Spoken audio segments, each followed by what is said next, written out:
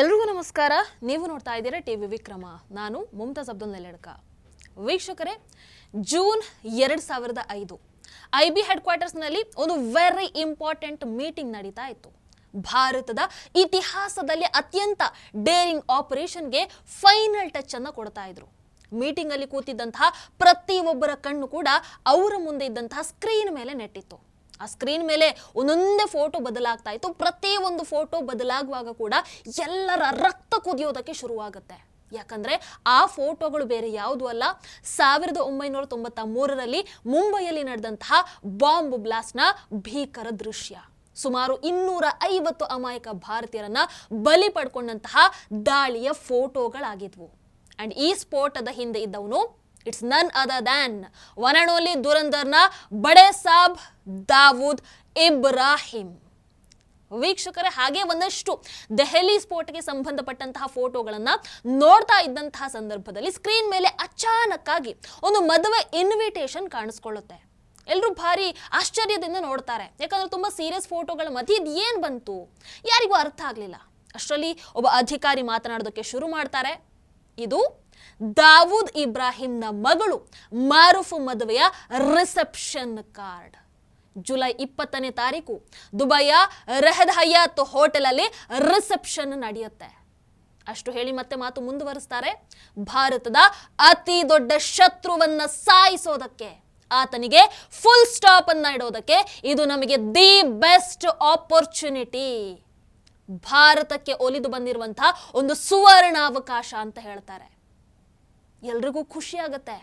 Room ನಲ್ಲಿದ್ದಂತಹ ಪ್ರತಿಯೊಬ್ಬ ಅಧಿಕಾರಿ ಕೂಡ ಅದಕ್ಕೆ ಒಪ್ಪಿಗೆಯನ್ನು ಸೂಚಿಸ್ತಾರೆ.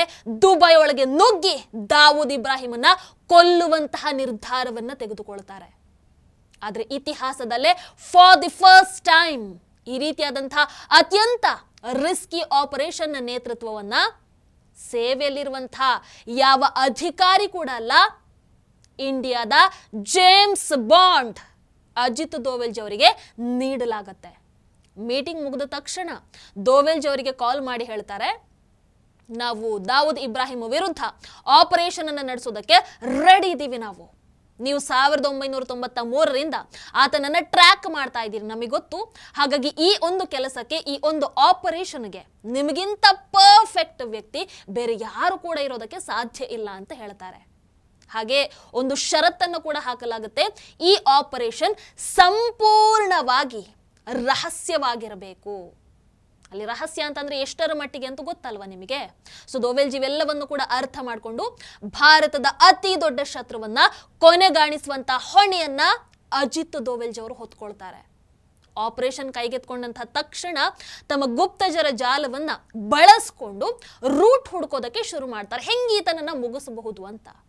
ಬಹಳ ಯೋಚನೆ ಮಾಡಿದ ನಂತರ ದೋವೆಲ್ಜಿ ಒಂದು ಫೋನ್ ಕಾಲ್ ಮಾಡ್ತಾರೆ. ಆ ಕಾಲ್ ಮಾಡಿದ ನಂತರ ನೇಪಾಳದ ಒಂದು ಗ್ರಾಮದಲ್ಲಿ ಅಚಾನಕ್ ಆಗಿ ಒಂದು ಗೊಂದಲ ಶುರು ಆಗಿಬಿಡುತ್ತೆ. ಅಲ್ಲಿಂದ ಇಬ್ರು ಅರ್ಜೆಂಟ್ ಆಗಿ ತಮ್ಮ ಗ್ರಾಮವನ್ನ ಬಿಟ್ಟು ಟ್ಯಾಕ್ಸಿಯನ್ನ ಹಿಡ್ಕೊಂಡು ಕೋಲ್ಕತ್ತಾ ಕಡೆಗೆ ಹೊರಡ್ತಾರೆ. ಕೋಲ್ಕತ್ತಾದಿಂದ ಆಮೇಲೆ ದೆಹಲಿ ಕಡೆಗೆ ಪ್ರಯಾಣವನ್ನ ಬೆಳೆಸ್ತಾರೆ. ದೆಹಲಿ ತಲುಪಿದ ತಕ್ಷಣ ಅವರು ನೇರವಾಗಿ ಭೇಟಿ ಮಾಡಿದ್ದು ಒನ್ ಅಂಡ್ ಓನ್ಲಿ ಅಜಿತ್ ದೋವೆಲ್ಜಿ ಅವರನ್ನ. ವೀಕ್ಷಕರ, ಹಾಗಾದ್ರೆ ಆ ಇಬ್ಬರು ವ್ಯಕ್ತಿಗಳು ಯಾರು? ದೋವೆಲ್ಜಿ ದಾವೂದ್ ಇಬ್ರಾಹಿಂನನ್ನ ಕೊಲ್ಲೋದಕ್ಕೆ ಅಂತ ಕರೆಸಿಕೊಂಡಂಥವ್ರು. ಆದ್ರೆ ಆಶ್ಚರ್ಯ ಏನ್ ಗೊತ್ತಾ? ಇವರು ಸೇನೆಗೆ ಸಂಬಂಧಪಟ್ಟಂಥವ್ರು ಅಲ್ಲ, ಅಥವಾ ಭದ್ರತಾ ಸಂಸ್ಥೆಗೆ ಸಂಬಂಧಪಟ್ಟಂಥವ್ರು ಕೂಡ ಅಲ್ಲ. ಇವರು ಭಾರತದಿಂದ ಓಡಿ ಹೋದಂತಹ 2 ಕುಖ್ಯಾತ ಮೋಸ್ಟ್ ವಾಂಟೆಡ್ ಗ್ಯಾಂಗ್ಸ್ಟರ್ಗಳು, ವಿಕಿ ಮಲ್ಹೋತ್ರಾ ಅಂಡ್ ಪೆರೀರ್ ತನಾಜಾ.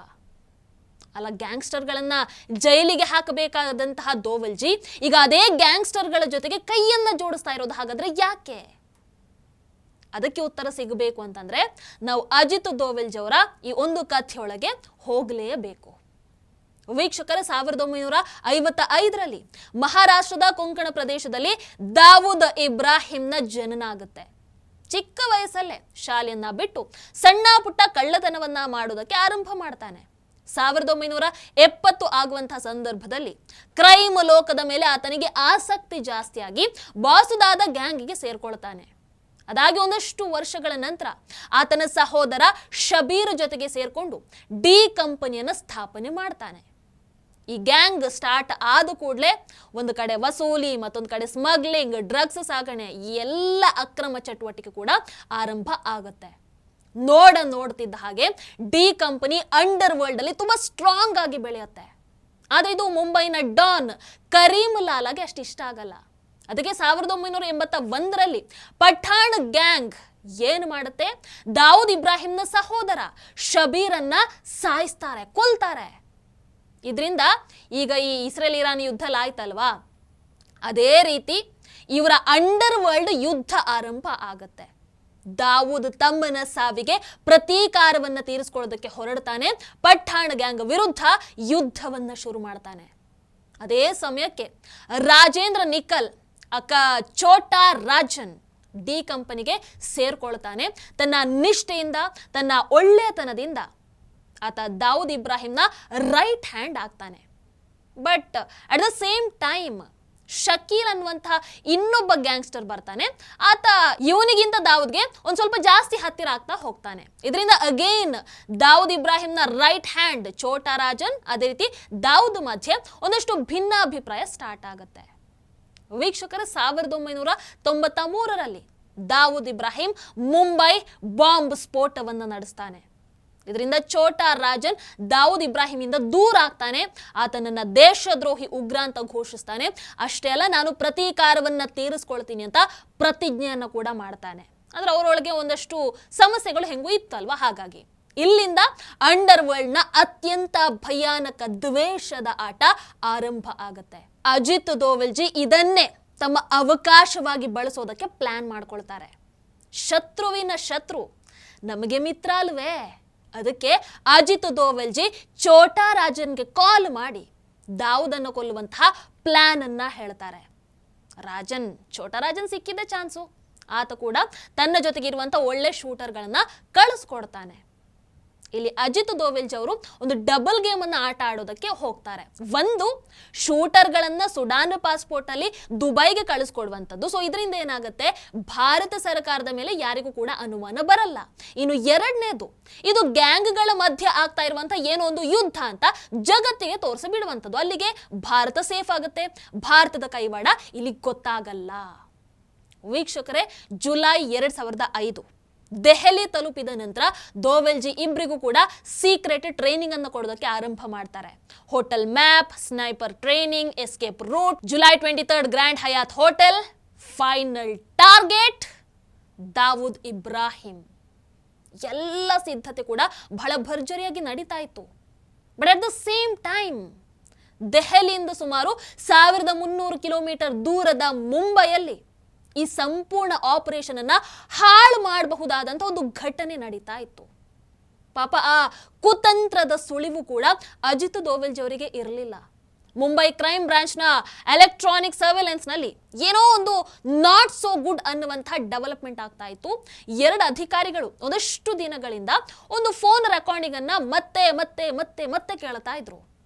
ಕೊನೆಗೂ ಆ ದಿನ ಆ ಧ್ವನಿಯನ್ನ ಅವರು ಗುರುತಿಸ್ಕೊಳ್ತಾರೆ ಯಾರ್ದು ಅಂತ. ಧ್ವನಿ ಗುರುತಿಸಿದ ತಕ್ಷಣ ಅವರಿಗೆ ಒಂಥರ ಶಾಕ್ ಆಗಿಬಿಡುತ್ತೆ. ಕೂಡಲೇ ಅವರು ತಮ್ಮ ಹಿರಿಯ ಅಧಿಕಾರಿ IPS ಮೀರಾ ಗೋರವಂಕರ್ ಅವರನ್ನ ಕರೆಸ್ಕೊಳ್ತಾರೆ. ಮೀರಾ ಅಲ್ಲಿ ಬರ್ತಿದ್ದ ಹಾಗೇನೆ ಒಬ್ಬ ಅಧಿಕಾರಿ ಹೇಳ್ತಾನೆ, ಮೇಡಮ್, ಈ ರೆಕಾರ್ಡಿಂಗ್ ಅಲ್ಲಿ ಮಾತಾಡಿರುವಂತಹ 3ರಲ್ಲಿ 2 ಮೋಸ್ಟ್ ವಾಂಟೆಡ್ ಗ್ಯಾಂಗ್ಸ್ಟರ್ಗಳು, ವಿಕ್ಕಿ ಮಲ್ಹೋತ್ರಾ ಅಂಡ್ ಪರಿತನಾಶಾ. ಆದ್ರೆ 3ನೇ ವ್ಯಕ್ತಿಯ ಧ್ವನಿ ನಮ್ಮ ಯಾವುದೇ ಡಾಟಾ ಬೇಸ್ಗೆ ಮ್ಯಾಚ್ ಆಗ್ತಾ ಇಲ್ಲ ಅಂತ ಹೇಳ್ತಾನೆ. ಮುಂಬೈ ಕ್ರೈಮ್ ಬ್ರಾಂಚ್ ಈ ಇಬ್ಬರನ್ನ ತುಂಬಾ ತಿಂಗಳಿಂದ ಹುಡುಕ್ತಾ ಇತ್ತು. ಇದನ್ನ ಕೇಳಿದ ತಕ್ಷಣ ಮೀರಾ ಮತ್ತೆ ಕೇಳ್ತಾರೆ, ಇನ್ನೇನು ಬೇರೆ ನಿಮಗೆ ಮಾಹಿತಿ ಸಿಕ್ಕಿದೆ ಅಂತ. ಅಧಿಕಾರಿ ಉತ್ತರಿಸ್ತಾನೆ, ಇವರು ನೇಪಾಳದಿಂದ ಕೋಲ್ಕತ್ತಾ, ಅಲ್ಲಿಂದ ದೆಹಲಿಗೆ ಬಂದಿದ್ದಾರೆ. ಅಂಡ್ ಈ ರೆಕಾರ್ಡಿಂಗ್ ನಮಗೆ ಕೇಳಿದ್ರೆ ಇವ್ರು ಯಾವುದೋ ಒಬ್ಬ ನಾಯಕ ಅಥವಾ ಯಾವುದೋ ಒಬ್ಬ ಉದ್ಯಮಿಯ ಹತ್ಯೆಗೆ ಬಂದಿದ್ದಾರೆ ಅಂತ ಅನ್ಸುತ್ತೆ ಅಂತ ಹೇಳ್ತಾನೆ. ಇದನ್ನ ಕೇಳಿದ ತಕ್ಷಣ ಮೀರಾ ಅಲರ್ಟ್ ಆಗ್ತಾರೆ. ತಮ್ಮ ಬೆಸ್ಟ್ ಅಧಿಕಾರಿಗಳನ್ನ ಕರೆಸಿ ಸಭೆಯನ್ನ ಮಾಡ್ತಾರೆ. ತುಂಬಾ ಚರ್ಚೆಯ ನಂತರ ಒಂದು ನಿರ್ಧಾರ ತೆಗೆದುಕೊಳ್ತಾರೆ, ಇವರಿಬ್ಬರನ್ನ ದೆಹಲಿಯಲ್ಲೇ ಬಂಧಿಸಿ ಮುಂಬೈಗೆ ಕರ್ಕೊಂಡು ಬರಬೇಕು ಅಂತ. ಅಂಡ್ ಈ ಕೆಲಸದ ಜವಾಬ್ದಾರಿಯನ್ನ DCP ಧನಂಜಯ ಕಮಲಾಕರ್ ಅವರಿಗೆ ಕೊಡಲಾಗುತ್ತೆ. ಈ ಆಪರೇಷನ್ಗೆ ಹೆಸರನ್ನು ಕೂಡ ಇಡ್ತಾರೆ, ಆಪರೇಷನ್ ಎಕ್ಸ್. ವೀಕ್ಷಕರೇ, ಈಗ ಇರುವಂತಹ ಪ್ರಶ್ನೆ, ಮುಂಬೈ ಪೊಲೀಸರು ಅಜಿತ್ ದೋವೆಲ್ಜಿ ಅವರ ಈ ಇಂಟೆಲಿಜೆನ್ಸ್ಗೆ ಮಣಿದು ಭಾರತದ ಪರವಾಗಿ ಇರುವಂತಹ ಈ ಒಂದು ಆಪರೇಷನ್ ನಲ್ಲಿ ಭಾರತದ ಮೋಸ್ಟ್ ವಾಂಟೆಡ್ ಉಗ್ರ ದಾವೂದ್ ಇಬ್ರಾಹಿಂನನ್ನು ಕೊಲ್ಲೋದ್ರಲ್ಲಿ ಅಜಿತ್ ದೋವೆಲ್ಜಿ ಅವರ ಕೈಯನ್ನ ಜೋಡಿಸ್ತಾರ, ಅಥವಾ ಇದರಲ್ಲಿ ಈ ಬಾರಿ ಅಜಿತ್ ದೋವೆಲ್ಜಿ ಅವರಿಗೆ ಸೋಲು ಎದುರಾಗುತ್ತಾ? ಮುಂದೆ ಗೊತ್ತಾಗುತ್ತೆ. 18 ಜುಲೈ 2005 ದೆಹಲಿ ಲುಟೆನ್ಸ್ನ 5 ಸ್ಟಾರ್ ಹೋಟೆಲ್ ಅಲ್ಲಿ ದೋವೆಲ್ಜಿ ಅದೇ ರೀತಿ ಇಬ್ರು ಶೂಟರ್ಗಳು ಅಂತಿಮ ಬ್ರೀಫಿಂಗ್ ಅನ್ನ ಮಾಡ್ತಾ ಇದ್ರು, ಫೈನಲೈಸ್ ಮಾಡ್ತಾ ಇದ್ರು ಎಲ್ಲವನ್ನ. ಈ ಕಡೆ ಕಮಲಾಕರ್ ಅದೇ ರೀತಿ ಅವರ ತಂಡ ಯಾವ ಕ್ಷಣದಲ್ಲಾದ್ರೂ ಕೂಡ ದೆಹಲಿ ತಲುಪೋದಕ್ಕೆ ಸಿದ್ಧತೆಯನ್ನು ಮಾಡ್ಕೊಳ್ತಾ ಇದ್ರೆ, ಆ ಕಡೆ ಪಾಕಿಸ್ತಾನದಲ್ಲಿ ನೋಡಿದ್ರೆ ದಾವೂದ್ ಇಬ್ರಾಹಿಂ ಮಗಳ ರಿಸೆಪ್ಷನ್ಗೆ ದುಬೈಗೆ ಹೋಗೋದಕ್ಕೆ ರೆಡಿ ಆಗ್ತಾ ಇದ್ದ. ಇಬ್ರು ಶೂಟರ್ಗಳು ಇನ್ನು 2 ದಿನಗಳಲ್ಲಿ ದುಬೈಗೆ ಹೊರಡಬೇಕಾಗಿತ್ತು. ಇವತ್ತು ದೋವೆಲ್ಜಿ ಅವರನ್ನ ಕೊನೆಯ ಬಾರಿಗೆ ಇವರು ಭೇಟಿ ಮಾಡಿದ ನಂತರ ಆಮೇಲೆ ಯಾವತ್ತೂ ಕೂಡ ಇವರ ಮಧ್ಯೆ ಯಾವುದೇ ಭೇಟಿ ಆಗೋದು ಇರಲಿಲ್ಲ. ಹಾಗಾಗಿ ಫೈನಲ್ ಬ್ರೀಫಿಂಗ್ ನಡೀತಾ ಇತ್ತು. ದೋವೆಲ್ಜಿ ತಮ್ಮ ಮುಂದೆ ಇದ್ದಂತಹ ಹೋಟೆಲ್ ಬ್ಲೂ ಪ್ರಿಂಟ್ ಅನ್ನ ಸೂಕ್ಷ್ಮವಾಗಿ ನೋಡ್ತಾರೆ. ಒಂದು ಸ್ವಲ್ಪ ಹೊತ್ತಿನ ನಂತರ ತಮ್ಮ ಪ್ಲಾನ್ ಅನ್ನ ಮತ್ತೆ ವಿವರಿಸೋದಕ್ಕೆ ಆರಂಭ ಮಾಡ್ತಾರೆ. ಈ ಕಡೆ ದೋವೆಲ್ಜಿ ಪ್ಲಾನ್ ವಿವರಿಸೋದಕ್ಕೆ ಶುರು ಮಾಡಿದ ತಕ್ಷಣ ಆ ಕಡೆ ಮುಂಬೈ ಪೊಲೀಸರು ದೆಹಲಿಗೆ ತಲುಪಿ ಈ ಹೋಟೆಲ್ ಕಡೆಗೆ ಹೊರಡ್ತಾ ಇದ್ರು. ಹೋಟೆಲ್ಗೆ ಬಂದು ತಮ್ಮ ಐಡಿಯನ್ನ ತೋರಿಸಿ ರಿಸೆಪ್ಷನ್ ಅಲ್ಲಿ ಶೂಟರ್ಗಳ ಹೆಸರನ್ನ ಹೇಳಿ ರೂಮ್ ನಂಬರ್ ಅನ್ನ ಕೇಳ್ಬಿಡ್ತಾರೆ. 5th ಫ್ಲೋರ್ ಅಂತ ಮಾಹಿತಿ ಸಿಕ್ಕಿಬಿಡುತ್ತೆ. ಮುಂಬೈ ಪೊಲೀಸರು ತಕ್ಷಣ ಮೇಲೆ ಓಡ್ತಾರೆ. ಬಟ್ ಮೇಲೆ ಹೋಗಿ ನೋಡಿದ್ರೆ ರೂಮ್ ಫುಲ್ ಖಾಲಿ ಇದೆ.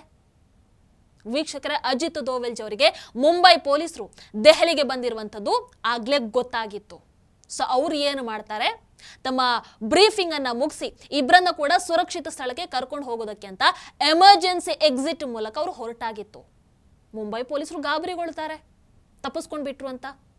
ಅಷ್ಟೊತ್ತಿಗೆ ಒಬ್ಬ ಪೊಲೀಸ್ ಅಧಿಕಾರಿ ಕಿಟಕಿಯಿಂದ ಹೊರಗೆ ನೋಡ್ಬಿಡ್ತಾನೆ. ನೋಡುವಾಗ ಇಬ್ರು ಶೂಟರ್ಗಳು ಕಾರಲ್ಲಿ ಕೂತು ಹೊರಡುವಂಥದ್ದು ಕಾಣಿಸುತ್ತೆ. ತಕ್ಷಣ ಪೊಲೀಸರು ಕೆಳಗೆ ಓಡಿ ಹೋಗ್ತಾರೆ, ಅವರ ಕಾರನ್ನ ಹಿಂಬಾಲಿಸೋದಕ್ಕೆ ಶುರು ಮಾಡ್ತಾರೆ. ಸ್ವಲ್ಪ ದೂರ ಹೋದ ನಂತರ ಒಂದು ನಿರ್ಜನ ರಸ್ತೆಯಲ್ಲಿ ಪೊಲೀಸರು ತಮ್ಮ ಕಾರನ್ನ ಮುಂದೆ ಹಾಕಿ ದಾರಿಯನ್ನ ತಡೆದು ಬಿಡ್ತಾರೆ. ದೋವೆಲ್ಜಿಗೆ ಅವತ್ತು ಬೇರೆ ಆಪ್ಷನ್ ಇರಲಿಲ್ಲ, ಕಾರಿಗೆ ಬ್ರೇಕ್ ಹಾಕಲೇಬೇಕಾಗಿತ್ತು. ವಿದಿನ್ ಸೆಕೆಂಡ್ಸ್ ಮುಂಬೈ ಪೊಲೀಸರು ಎಲ್ಲರೂ ಕೂಡ ಆ ಕಾರನ್ನ ಸುತ್ತುವರಿತಾರೆ. ದೋವೆಲ್ಜಿ ತಕ್ಷಣ ಪರಿಸ್ಥಿತಿಯನ್ನ ಅರ್ಥ ಮಾಡ್ಕೊಳ್ತಾರೆ. ಇಬ್ರು ಶೂಟರ್ಗಳಿಗೆ ಪರವಾಗಿಲ್ಲ, ನೀವು ಒಳಗೆ ಕೂತ್ಕೊಳ್ಳಿ ಅಂತ ಹೇಳಿ ಸ್ವತಃ ಅವರೇ ಕಾರಿಂದ ಒಳಗೆ ಇಳಿತಾರೆ. ಪೊಲೀಸರು ಅವರನ್ನ ಗುರ್ತಿಸೋದಿಲ್ಲ, ಅಜಿತ್ ದೋವೆಲ್ಜಿ ಅವರನ್ನ ಗುರ್ತಿಸೋದಿಲ್ಲ. ಅವರನ್ನ ಜೋರಾಗಿ ಪ್ರಶ್ನೆ ಮಾಡೋದಕ್ಕೆ ಆರಂಭ ಮಾಡ್ತಾರೆ. ದೋವೆಲ್ಜಿ ಕೂಲ್ ಆಗಿ ನಿಂತ್ಕೊಂಡು ತಮ್ಮ ಸ್ಪೆಕ್ಸ್ ಅನ್ನ ಸರಿ ಮಾಡ್ಕೊಂಡು ಹೇಳ್ತಾರೆ, ನಾನು retired IB chief Ajit Doval ಅಂತ. ಇದನ್ನ ಕೇಳಿ ಪೊಲೀಸರು ಒಂದು ಸ್ವಲ್ಪ ಸಮಾಧಾನ ಆಗ್ತಾರೆ. ಆದ್ರೆ ಆಮೇಲೆ ಹೇಳ್ತಾರೆ, ಕಾರ್ ಒಳಗೆ ಇರುವಂತವ್ರು ಗ್ಯಾಂಗ್ಸ್ಟರ್ಗಳು, ನಾವು ಅವರನ್ನ ಬಂಧಿಸೋದಕ್ಕೆ ಬಂದಿದ್ದೀವಿ ಅಂತ. ಇದಕ್ಕೆ ದೋವೆಲ್ಜಿ ಉತ್ತರವನ್ನು ಕೊಡ್ತಾರೆ, ನೋಡಿ, ಒಂದು ಸೀಕ್ರೆಟ್ ಮಿಷನ್ ಇದು, ಅದರ ಭಾಗವಾಗಿ ನಾನು ಇವರನ್ನ ಕರ್ಕೊಂಡು ಹೋಗ್ತಾ ಇದ್ದೀನಿ. ನನ್ನ ಸೀನಿಯರ್ ಅಧಿಕಾರಿಗಳ ಜೊತೆಗೆ ನೀವು ಒಂದು ಬಾರಿ ಮಾತಾಡಿ ಅಂತ ಹೇಳ್ತಾರೆ. ಅದಾದ ನಂತರ ಮೀರಾ ಜೊತೆಗೆ ಮಾತುಕತೆ ನಡೆಯುತ್ತೆ. ದೋವೆಲ್ಜಿ ಸಂಪೂರ್ಣವಾಗಿ ಏನಿದೆ ಎಲ್ಲವನ್ನು ಕೂಡ ವಿವರಿಸ್ತಾರೆ. ಆದ್ರೆ ಆ ಮೀರಾ ನಂಬೋದಕ್ಕೆ ರೆಡಿ ಇರಲಿಲ್ಲ. ಇಷ್ಟು ಹಿರಿಯ ಅಧಿಕಾರಿ, ಅದು ಗ್ಯಾಂಗ್ಸ್ಟರ್ಗಳ ಜೊತೆಗೆ ಹೇಗೆ? ಈ ಅನುಮಾನ ಆಕೆಗೆ ಶುರುವಾಗುತ್ತೆ. ಅಜಿತ್ ದೋವೆಲ್ಜಿ ಹತ್ರ ಮುಂಬೈ ಪೊಲೀಸ್ ಬ್ಯಾಚ್ಮೇಟ್ಗಳ ಹೆಸರನ್ನ ಕೇಳ್ತಾರೆ. ದೋವೆಲ್ಜಿ ತಕ್ಷಣ ಎಲ್ಲವನ್ನು ಕೂಡ ಹೇಳಿಬಿಡ್ತಾರೆ. ಆದ್ರೂ ಮೀರಾ ಇನ್ನೂ ಅದೇ ಡೌಟ್ ಅಲ್ಲಿ IB ಮುಂಬೈ ಬ್ರಾಂಚ್ಗೆ ಕಾಲ್ ಮಾಡಿ ಒಂದು ಆಪರೇಷನ್ ಬಗ್ಗೆ ಕೇಳ್ತಾರೆ. ಅಂದ್ರೆ ಇದೇ ಆಪರೇಷನ್ ಬಗ್ಗೆ ಕೇಳ್ತಾರೆ. ಸೊ ಇದು ವೆರಿ ಸೀಕ್ರೆಟ್ ಆಪರೇಷನ್ ಆಗಿದ್ರಿಂದ ಅಲ್ಲಿ ಕಾಲ್ ಮಾಡಿ ವಿಚಾರಿಸ್ತಾ ಇದ್ದಾರಲ್ವಾ, ಅವರಿಗೆ ಯಾವ ಮಾಹಿತಿ ಕೂಡ ಇರಲಿಲ್ಲ. ಅಂತ ಆಪರೇಷನ್ ಏನು ಇಲ್ಲ ಅಂತ ಹೇಳ್ಬಿಡ್ತಾರೆ. ಇದನ್ನ ಕೇಳಿದ ತಕ್ಷಣ ಮೀರಾ ಆದೇಶವನ್ನು ಕೊಡ್ತಾರೆ, ಇಬ್ಬರನ್ನ ಕೂಡ ಬಂಧಿಸಿ ಅಂತ. ಅಜಿತ್ ದೋವೆಲ್ಜಿ ಕೋಪಗೊಳ್ತಾರೆ.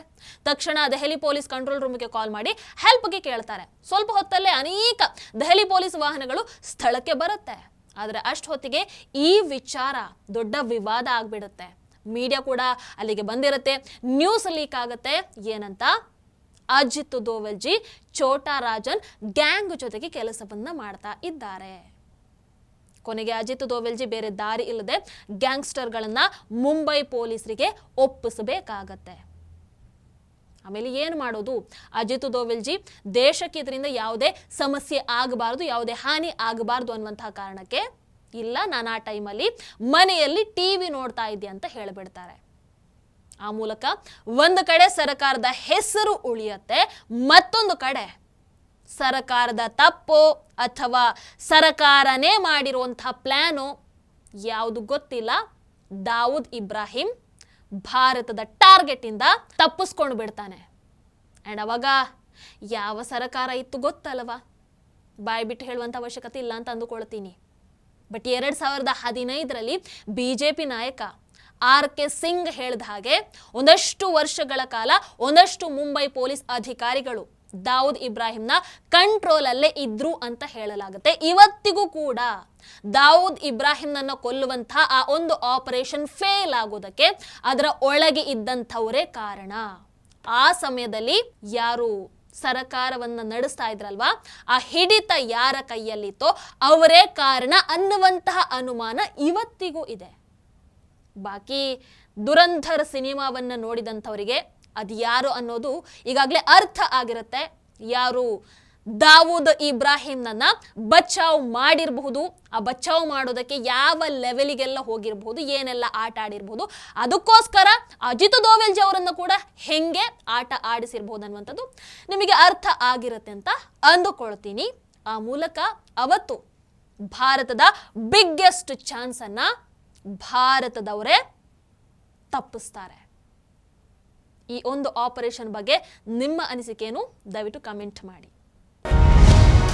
ಟಿವಿ ವಿಕ್ರಮ, ದೇಶ ನಿಮ್ಮ ಕೈಯಲ್ಲಿ. ಈ ಕಾರ್ಯಕ್ರಮ ನಿಮಗೆ ಇಷ್ಟ ಆಗಿದ್ದಲ್ಲಿ ಲೈಕ್, ಶೇರ್ ಹಾಗೂ ಕಮೆಂಟ್ ಮಾಡಿ. ಟಿವಿ ವಿಕ್ರಮದ ಕಾರ್ಯಕ್ರಮಗಳನ್ನು ನಿರಂತರವಾಗಿ ವೀಕ್ಷಿಸಲು ಸಬ್ಸ್ಕ್ರೈಬ್ ಮಾಡಿ, ಬೆಲ್ ಐಕನ್ ಒತ್ತಿ.